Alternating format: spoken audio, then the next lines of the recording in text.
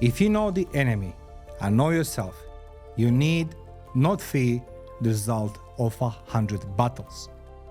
If you know yourself, but not the enemy, for every victory gained, you will also suffer a defeat.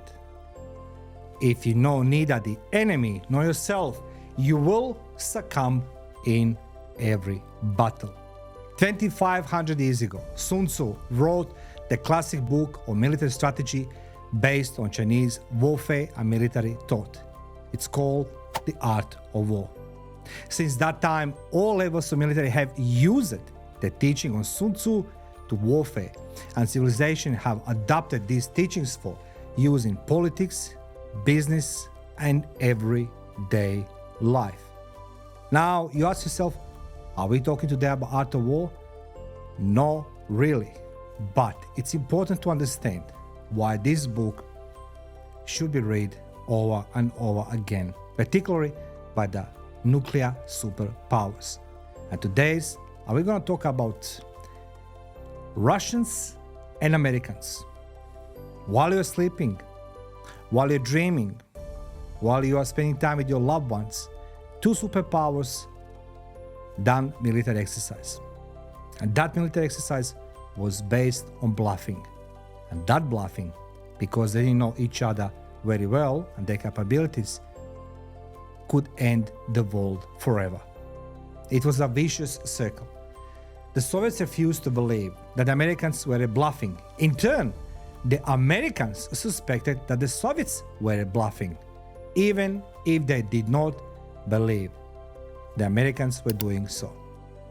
Ask yourself a question: how did a regular military rehearsal come dangerously close to causing a nuclear exchange? These days, it's hard to escape seeing at least one piece about war or military drills in the news. No question asked. And nothing there is entirely fresh or known. We'll be back around 50 years earlier. We go back in time. The world was unintentionally on the point of nuclear Armageddon in the fall of 1983.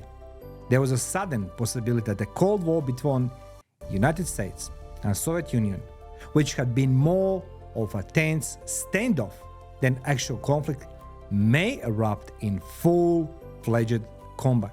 This imagined disaster was based on a routine NATO military exercise known as Able Archer 83. However, ask yourself questions, those who don't know. What was Able Archer 83? My name is Mario Bekes, and I would like to welcome you to my podcast, Life the Battlefield.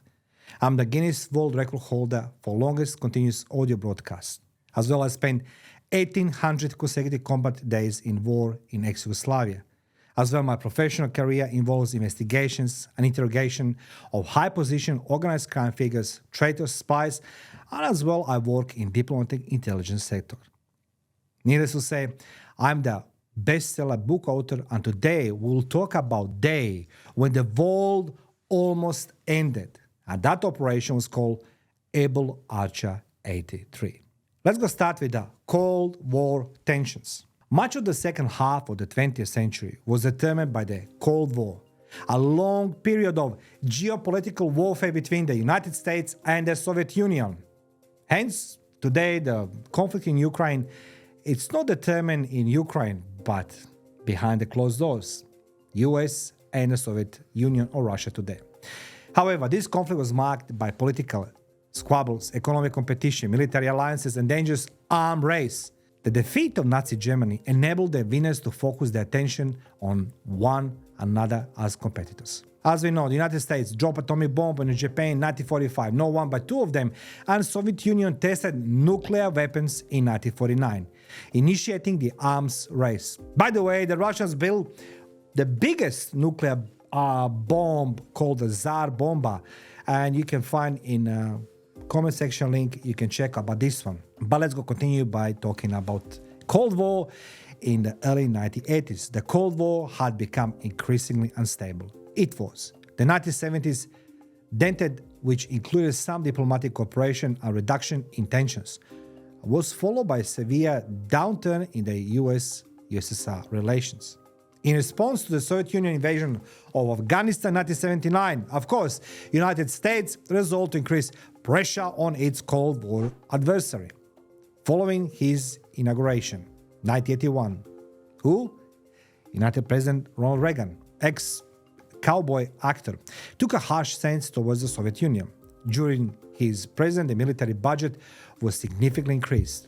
The Strategic Defense Initiative missile defense system was created, and a new nuclear intermediate range missile called Pershing II and land-based cruise missiles were deployed where? In Europe. So in 1980s with the Reagan, they deployed cruise missiles. Tensions rose in significant part due to introduction of those new armament systems. The Soviets were especially concerned about the Pershing II missiles, which could strike sites within the USSR in minutes, perhaps destroying the USSR ability to fight in the event of unexpected invasion. NATO and the Warsaw Pact, the Soviet Union-led military alliance in Eastern Europe, conducted regular military drills in this volatile environment to prepare for a possible fight. And trust me, as a kid, I used to believe in communism, I worked in communism. We knew about all these drills. Wasn't secret. Let's go now talk about this Able Archer 83. It was a military drill. Between November 7 and 11, 1983, NATO conducted a command exercise known as the Able Archer 83. It was one of several NATO exercises known as the Autumn Forge 83, which took place in the autumn, of course, 83. The exercise purpose was to simulate a period of increasing hostility between the Warsaw Pact and NATO, culminating in planned nuclear strike. The exercise, led by the Supreme Headquarters Allied Powers Europe called SHAPE, how convenient, at Castres, Belgium, included all of Western Europe's as well as some NATO member states. The primary players included the United States, United Kingdom, Canada, West Germany, and a few other NATO countries. I want you to pay attention what I'm gonna tell you something else. Europe you know today was not Europe was in 1983. It was a different type of Europe. There was a borders, there was a barbed wires. I remember I used to be traveling with my father in Hungary, and when we crossed the border, there was like a guys look like Russians. They're Hungarians, you know what I mean? They have this Russian hats, type looks like, and it was very, very tense. On the other side, there was a Austria, there was a West. You can smell it, that West. That was a different Europe than today. Today you can travel amongst European countries and other countries freely. Nobody cares. There's no borders. There's no barbed wires. Henceforth, why we have so much instability. Let's go back to Able Archer 83. Able Archer 83 is designed to look highly lifelike. It included participation from head of states, radio silence, and a new unique architecture for coded communication. It stimulated a nuclear arm called DEFCON 1 scenario, which is the maximum level of preparedness for potential attack. When we're watching the movies, DEFCON 1, 2, 3, 4, 5, they're number one. The planned exercise involved 5 stages: alert, deployment, combat, nuclear war, and aftermath. That is order of battle. During the drill, NATO soldiers simulated switching from a conventional to nuclear battle. That was the type of exercising in those days. I don't think so they're doing any more of these things. What's happened in the Soviet Union those days? Well, there was a panic. Absolutely panic.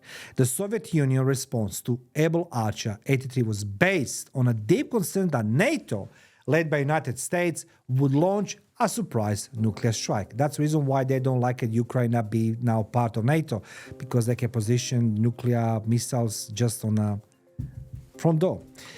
Now, increasing hostility in the early 1980s, prompted by Reagan belligerent words and the recent stationing of Pershing II missiles in Europe, capable of reaching Soviet territory in minutes, that was intensified concern. Now, there is an Operation Rian, raketno jadrenoje napadenie, or nuclear missile attack, was a massive intelligence gathering operation aimed at identifying preparations for a nuclear first strike. The Soviet leadership was so afraid about surprise attack that they launched agents stationed worldwide were tasked with keeping an eye on individuals who would decide to launch a nuclear strike. The military and technical personnel who would carry out the attack and the areas from which the attack would originate. I bet you didn't know this. While you are sleeping, while you are enjoying your life, two nuclear powers, they are playing the game. Military exercises are the normal thing. However, in this instance, Able Archer was possible Armageddon. Initially, the Soviets believed Able Archer 83. It was something what we all could believe that could end the world. They believe that's a normal drill. However, as the exercise progressed and it featured genuine elements such as additional coded messages, radio silence, and simulated DEFCON 1 crisis, fear among the Soviet intelligence agency grew. Now, the Soviet nuclear forces in East Germany and Poland were prepared for counterattack, included nuclear-armed planes ready for immediate departure. So the Able Archer for the Russians was a firstly normal thing, but then they realized something is happening because what they don't know, of course, Americans and NATO didn't told the Russians, we're going to have an exercise on a DEFCON 1 level, which was a coded messages, radio silence, and of course, you are in a panic because you believing that is that moment when they're going to attack. So the Soviet nuclear forces in East Germany and Poland were just about the counterattack. Soviet military intelligence organizations were placed on high alert. It was disputed to what extent the Soviet Union was on a military alert, but the anxiety was palpable. Nonetheless, despite the concerns, the Soviet leadership remained cautious. They did not want to start nuclear war due to misunderstanding. They were keeping a close eye on things, looking for any new signs of escalation. The Soviet leadership withdrew its soldiers and the current situation ended when Able Archer was completed on time. So the exercise was completed. However, there were certain implications. The Able Archer 83 incident had a considerable impact on dynamic on a Cold War dynamics impacting both long-term approaches to arms control and war avoidance, as well as immediate military and diplomatic efforts. Both parties acted quickly to defuse the situation. Now, there was a risk of misunderstanding and misinterpretation which they risen to the forefront, particularly in the United States. When it became evident that the Soviet Union feared of NATO first strike, military actions were altered, including the escalation of war games. De-escalation, correct? The episode influenced President Reagan's language and outlook on the Soviet Union. Reagan also began to emphasize the importance of communicating and negotiating with the Soviet Union. Now, Able Archer 83's near miss served as a reminder of the importance of the arms control in preventing conflicts from escalating into the full-fledged wars. That's correct. This paved the way for further negotiations on arms control treaties, culminating in the 1987 signing of Intermediate-Range Nuclear Force Treaty. You know, now which we see in the Russians, they don't want to be the part. And that treaty prohibited the two countries from using ballistic missiles, cruise missiles, and missile launches within 500 ballistic missile range on land. That's correct. The experience served as a harsh reminder of the inherent dangers of the nuclear arms race. This race proposed that even if neither side intended, misinterpretations and computations could accidentally result in nuclear war. Until the end of the Cold War, this information spurred to the superpowers to be more vigilant and communicative. And how we know all of this? Well, there's the declassified documents, and the entire story of the Able Archer 83 has slowly emerged, thanks in part to the gradual release of the previously classified NATO and Warsaw Pact documents. Now, according to the British Secret Intelligence Service, MI6, report from the 1990, the Soviet Union saw the practice as a cover for a real strike. The US government declassified a detailed study on Able Archer in 2015, revealing that incident was more deadly than they previously assumed. 20 years later, the severity of the Soviet retaliation to Able Archer 83 is a major point of debate.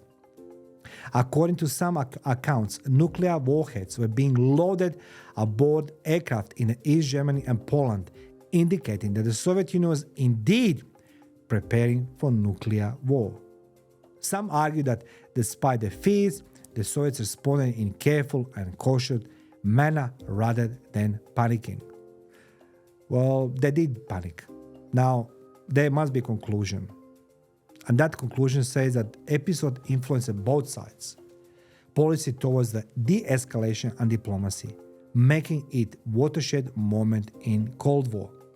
The experience served as a wake-up call for both countries, emphasizing the dangers of a misinterpretation and the potential for escalation in a nuclear-armed world.